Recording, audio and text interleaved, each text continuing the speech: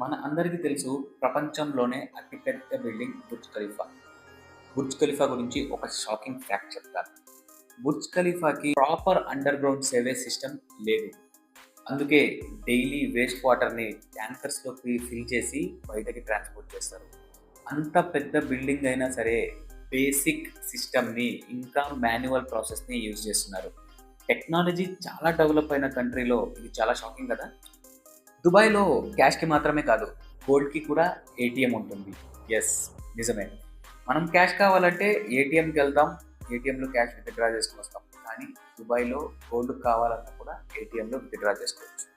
ఈ మెషిన్స్‌ని gold to go అంటారు. ఇందులో 24 క్యారెట్ గోల్డ్ బార్స్ మరియు గోల్డ్ కాయిన్స్ కూడా కొనగలరు. క్రెడిట్ కార్డ్ లేక డిజిటల్ పేమెంట్ చేయంగానే మార్కెట్‌లో రేట్ ప్రకారం గోల్డ్ ప్రైస్ అప్డేట్ అయ్యి సీల్డ్ గిఫ్ట్ బాక్స్‌లో గోల్డ్ డిస్పెన్స్ అవుతుంది. Dubai malls and Burj Khalifa ఇలాంటి ప్లేసెస్‌లో అవైలబుల్ ఉన్నాయి.